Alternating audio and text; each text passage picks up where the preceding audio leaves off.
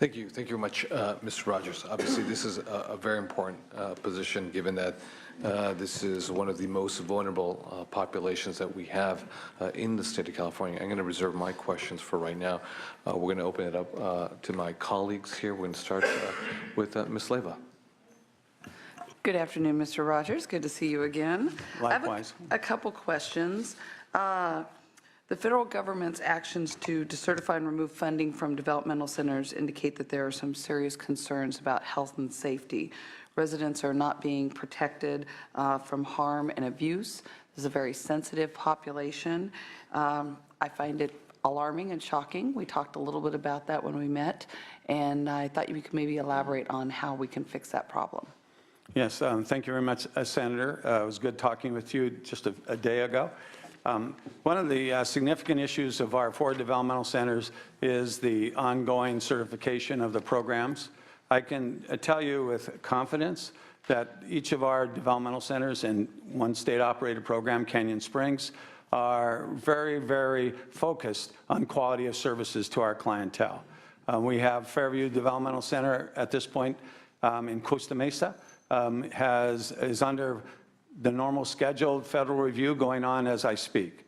So we look forward to them, those reviewers, feeding back to us what we believe has been a very significant improvement in the quality of services there. Very soon, the other developmental centers that are not certified will in fact be going through reviews as well. Our overall comprehensive review is that each of those developmental centers have improved. Sonoma Developmental Center presents a series of challenges, continues to do that, but we made significant improvement there, and we have required our performance to be evaluated by outside evaluators to make sure our objectivity is in place. So I'm optimistic. Right now we have 1,100 individuals at our developmental centers. And remember, we have one specialized program at Porterville State Hospital, the Secure Treatment Program, that is in itself a unique program within a program. And that, too, is always a challenge because of the nature of the needs for those individuals. So I have great confidence in where we are right now. So by significant improvement, do you feel that that means no other patients will have to worry about being harmed or abused? Well, that is, in fact, my hope, Senator. I'll just take this moment right now. Looking at the allegations that I've heard of recently, we've looked at those allegations in the last 2 years, 13-14 and 14-15. We looked at allegations relative to client abuse, specifically from staff to individuals, and we've had 16 reported incidents in that time period. Of those 16, 2 of them were materialized into actions against employees relative to it. Those actions included criminal actions in each case, regrettably. We believe that our oversight and review is improved. It is always a concern for me, who have obviously a lot of experience, about how difficult that is relative to closed environments like developmental centers, especially when you have a group of individuals themselves have some challenges. Number one issue is it's unacceptable to abuse anyone in any of our services. Yes. Good. Thank you very much. As Senator Bell said, Lenterman Developmental Hospital in my jurisdiction is in warm shutdown, I believe, right now. It's a very nice facility, and it sits on about 300 acres. I think that Cal Poly Pomona is looking or has obtained the rights to the center. What can you tell us about that?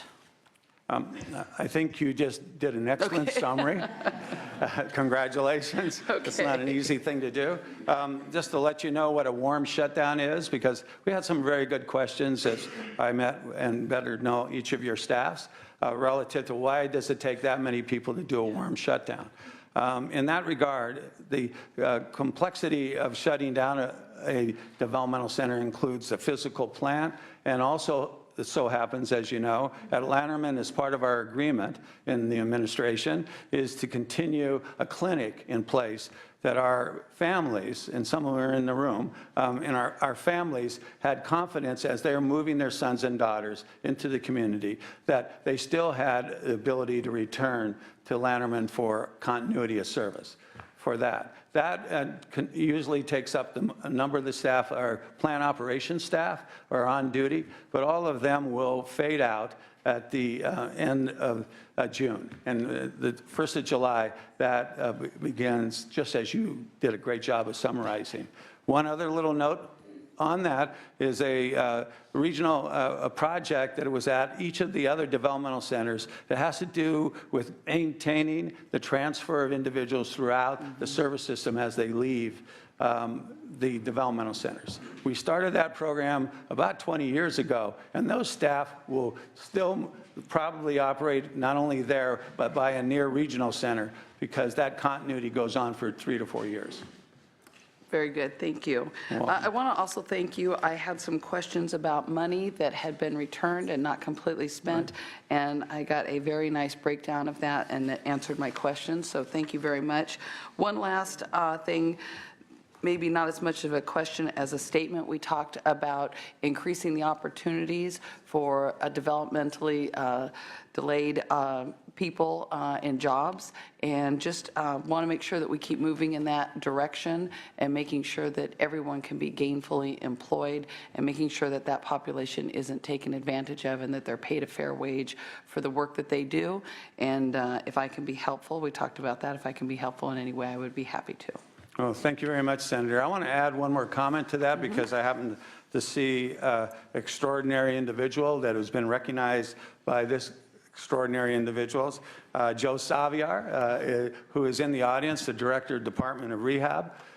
Joe sat here not long ago, and Xavier, not long ago, and shared with you that 3 departments together, Department of Rehab with Joe's leadership, Department of Developmental Services, and Department of Education, and in partnership with Disability Rights California, did what you just said in step 1. Has a memo of understanding that will come up with the best way to have competitive integrated employment. Think about that for a second. Competitive integrated employment. We're very pleased we have the opportunity, because of Joe's leadership and each of the other directors, to move forward.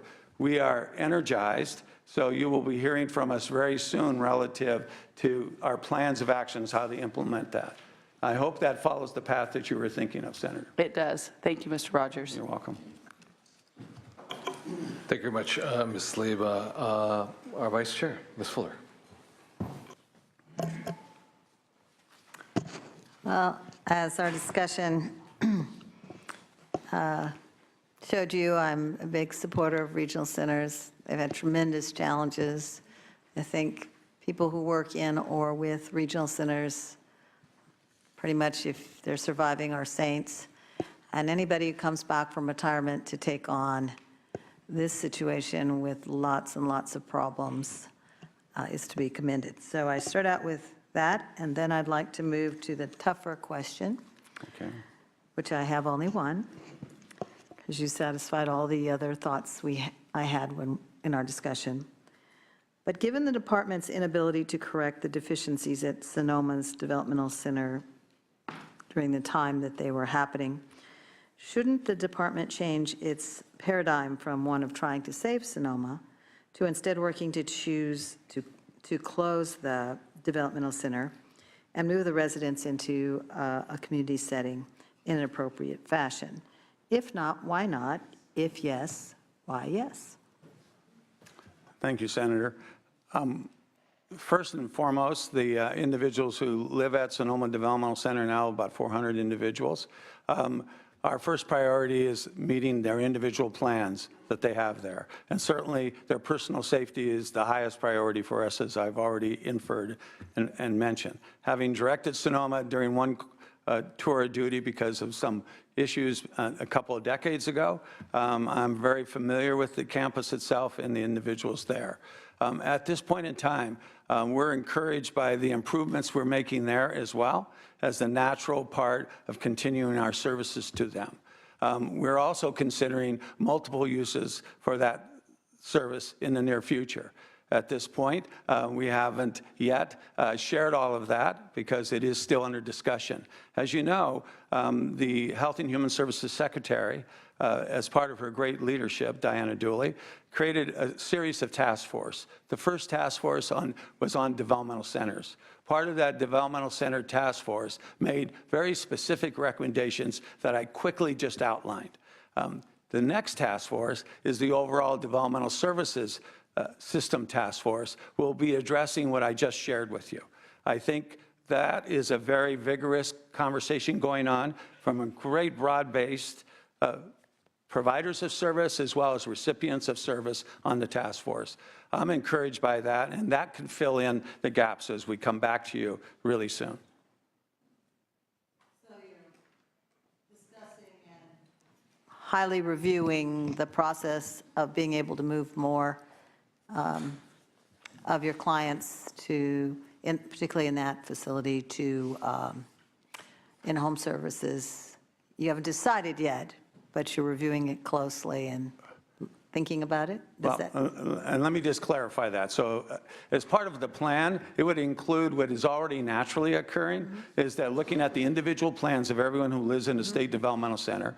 And part of that plan is suggesting that at least restrictive as part of the participation of the families and the service provider for that individual. So that is the ultimate direction that is incorporated in this great piece of law, is the least restrictive alternative for the individual. What I just suggested, our plans are moving in the direction that incorporates that specifically. So I think it's good to assume that a least restrictive alternative will be the outcome. Great, thank you. Thank you very much, Ms. Fuller. Mr. Cannella. Mr. Rogers, good to see you again. We had a nice discussion yesterday, and this is a department that is troubled. Over 400 assault cases with the most vulnerable of our population, and so I'm very concerned about that. And you answered all my questions yesterday. I think you're the right person for the job, and I certainly have a lot of respect for Senator Bell, and his recommendation goes a long way with me as well. But one thing we mentioned, we talked about yesterday, that I just want to bring up again today is, you've spent your entire career with this department or similar departments, and a lot of times when you grow up in a department, you're involved in a lot of the decisions, and you become a cheerleader for the decisions.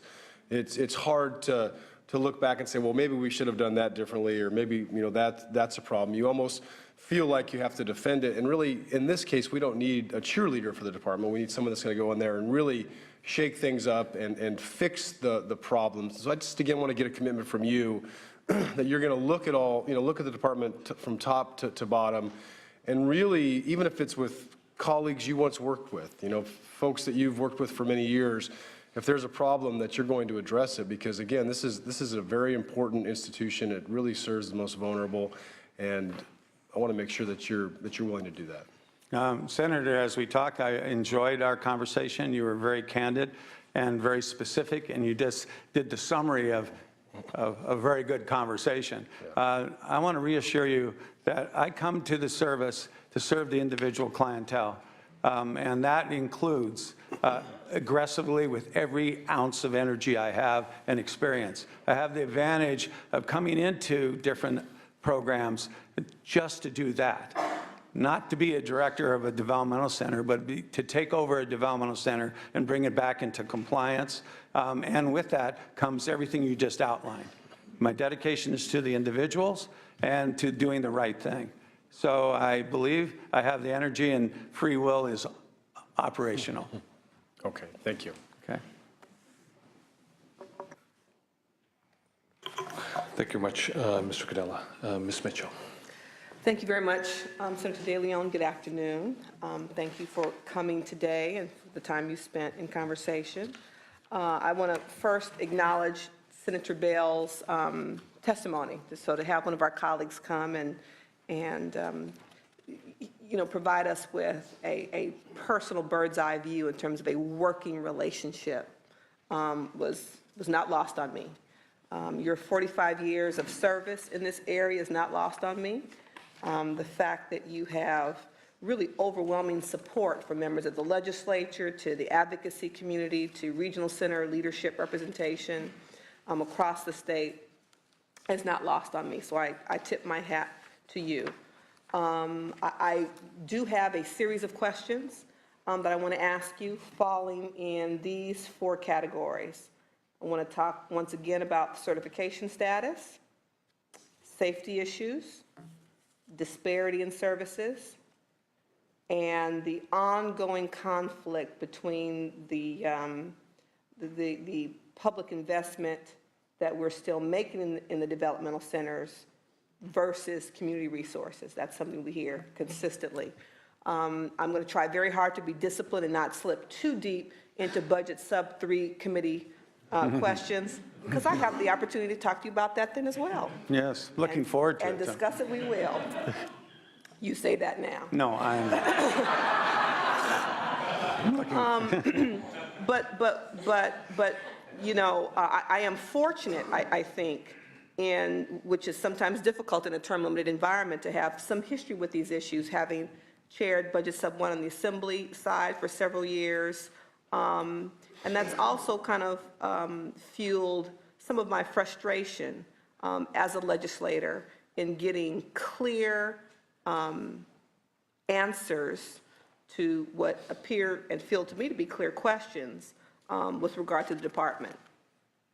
The confirmation process is for us to engage you and understand, your capacity to lead and your vision toward leadership into the future. So while some of the issues we're raising are actions that took place not on your watch, what is important in the confirmation process, from my perspective, is understanding your understanding of some of those challenges and what you plan to do about them now that it will be on your watch from this point forward. So that's really kind of where I'm coming from in terms of the issues that I want to raise with you.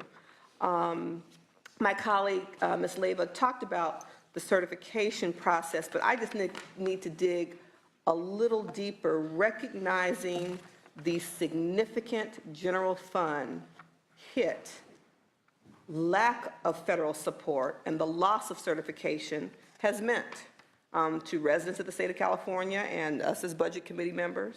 For example, having lost the federal funds in fiscal year 12-13, that was a $7 million hit to the general fund.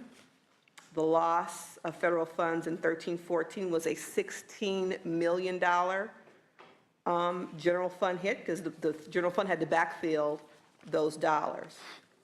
That was with the loss of certification in one of your facilities. There are 3 remaining that have already been found to be out of compliance. So that suggests to me the hit for 14-15 and out years could be even more significant. So the first question, the federal government's actions to decertify and remove funding from units in state developmental centers indicate there are serious concerns about health and safety. Can you characterize these concerns for us? What do you believe are the root causes of these problems? And how do you intend to address them? I know that there's a performance improvement plan that has been developed by this private vendor, Delmarva Foundation for Medical Care. I don't have a sense of the timing of when that improvement plan process will be begun, made public, what have you. Let me just follow up with the Program Improvement Plan, also known as PIP, but Program and Improvement Plan for each of the facilities are completed, but they're dynamic, and as the reviews come, those program improvement plans are the basis by which the reviewers will look at and measure our performance to date. So as I mentioned a few minutes ago, one of our, Fairview is now being reviewed by the federal government, and 3 of the reviewers are from CMS, Center of Medicaid and Medicare Services. So we believe we made significant progress, as I suggested before, and the measurement of that will be just around the corner. One of the challenges of that is relative to the overall standards of congregate living in the United States. And I'm not digressing, I'm just trying to give you what I believe professionally is the current standard nationally. Our facilities physically are large, and part of being And old. large, pardon me? And old. Yes, very, very mature.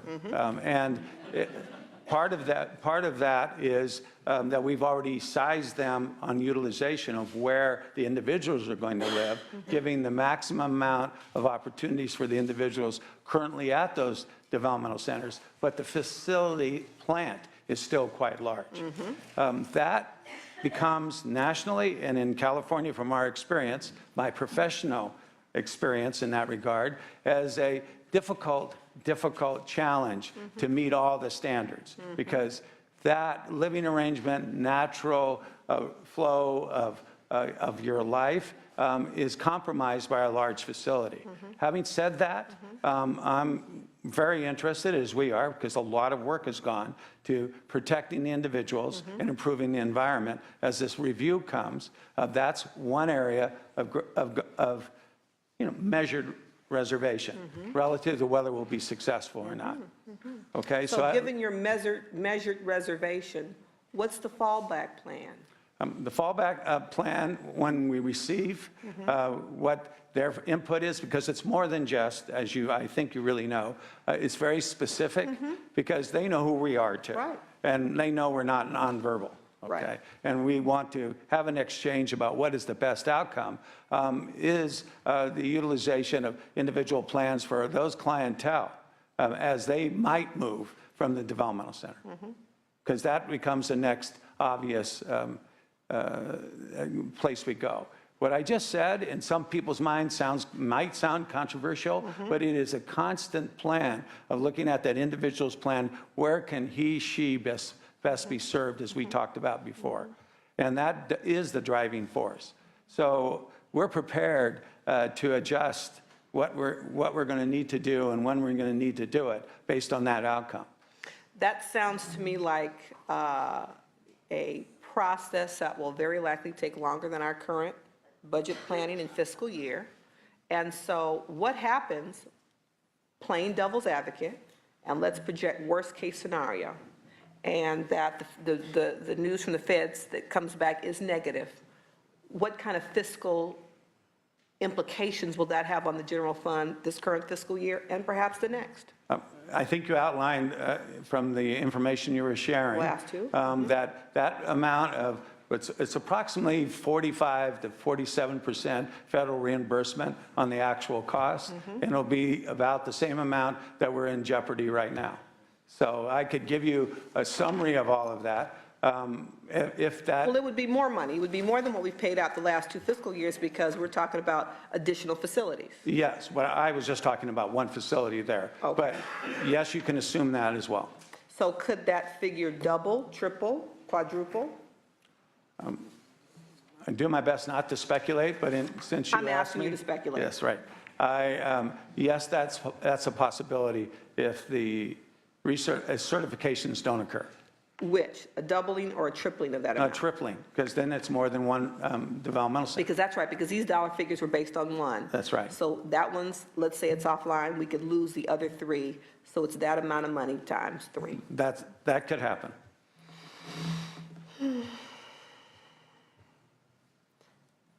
Any possible option or opportunity to backfill those loss of federal dollars other than hitting the general fund? Not at this point. Okay. Not at this point. So help me again with the timing. So you have any idea when you'll know about certification? For the facility like Fairview at this Yeah. point, I think they've encouraged us that they would be prompt. Okay. And because we're encouraging them. Federal government, so prompt. Well, I was going to qualify. When I ran an agency, I would talk in seasons. I would tell my board, yes, we'll have that done in spring. So are we talking spring? Are we talking I enjoyed my conversation with you yesterday, and I enjoy it today. Because we actually communicate the same way. Yeah. So, but here it is. Usually it takes sometimes 30 days to finalize their review, but I can be wrong as I speak it today. Okay. My hope is it'll be prompt and succinct, because part of the process gives us an opportunity to respond. And that's what I mean by You can do prompt. the back and forth. Okay. So that's for Fairview. That's correct. What about Porterville and Sonoma? Sonoma is in the process of being certified again. And that require them coming in. I'm going to be specific about Sonoma Okay. on likelihood, because that's what you suggested you would ask me. And I'm going to, that has the same challenging Okay. conditions. Okay. Because of the age of the buildings, because of the circumstances surrounding it, but at the same time, great progress has been made there on the individual basis. However, all of those take into the account of a concept called active treatment.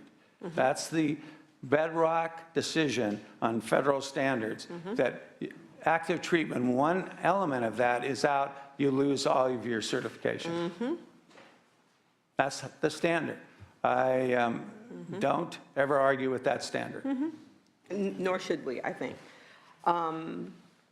So this is me speaking, not you. We could conceivably be looking at a year or two with major impact to the general fund as the feds go through the process of determining whether or not we'll be able to maintain certification for the 3 remaining centers. Recognizing, as you've said, that the challenges we are facing, given their core infrastructure, and they were built and designed in a far-gone era when that kind of congregate living and settings was thought to be prudent and in the best interest for this population. And we know now that it's not. So we're really continuing to try to fit a round peg in a square hole, in all honesty. I think that's an accurate description. But remember, I shared earlier, I have confidence, and we've seen measured outcomes as a result of the task force relative to developmental services, including the task force relative to utilization of state developmental centers. Within that task force, in front of the administration, are ideas how to redirect some of that. And that includes different programs. Right, different programs at the DCs.